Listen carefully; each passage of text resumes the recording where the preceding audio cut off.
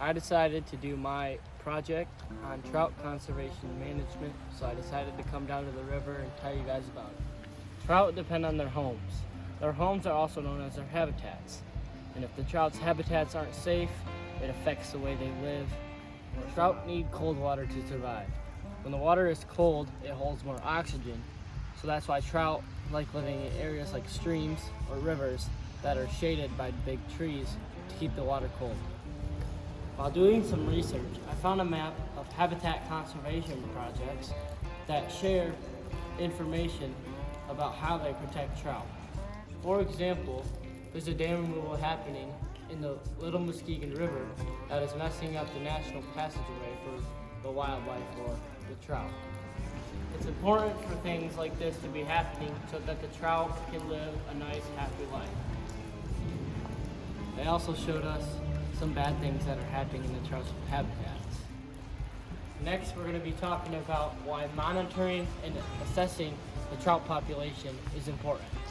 A stock assessment is the measuring of health and amount of a population. It's always important that trout are monitored so that they don't go extinct or they don't overpopulate.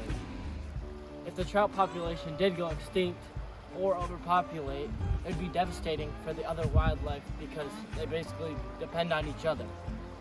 Another way people do studies is they ask the fishermen themselves, like where they should fish or what the legal amount of fish they should keep is.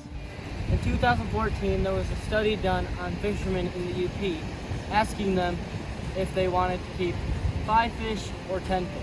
It showed that 55% of people wanted the 5 trout limit and 17% of people wanted the 10 trout limit. And it also showed that 53% did not support the 10 trout limit. It's good when the DNR does surveys like this so they can get the public's input and opinions. Next up, we're going to be talking about harvest management. For the most part, with river trout, the maximum amount of fish you can keep is 5, and you can't keep more than 3 of the same species. You also can't catch more than 3 trout that are over 15 inches. Fishing limits are really important. Sometimes you might be fishing and find a hot spot and you want to stay there all day and catch as much fish as you can, but if everybody could do that, we would slowly have no population of fish. It's things like bag and size limits that help us keep enjoying fishing. Next up, we're going to be talking about how it's important to do research on trout and the human impact that people have on them. Sometimes it's important to do research on trout because it might not just be the trout that's in trouble, it's the whole entire ecosystem. For example, if I wouldn't have done research on the conservation projects, I wouldn't have known about the other problems in the ecosystems. When people work on things like drainage systems in a river, it messes up the flow of water and the way trout live. Things like overfishing also mess up the population for obvious reasons. If people could fish whenever they wanted, it would be really bad for the fish's population. Another thing that people do to impact the trout population is artificial stocking.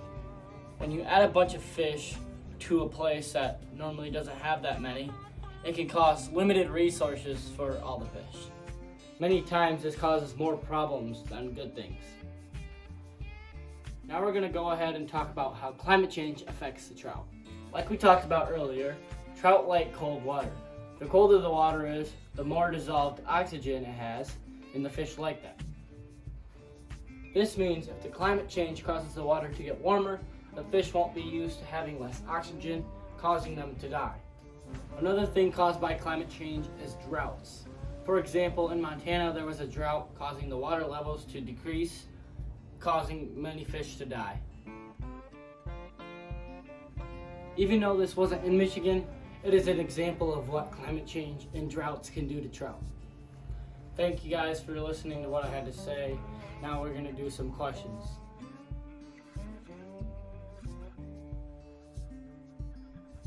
What is the daily limit for river trout? Is it A, 10, B, 6, C, 5, or D, 3?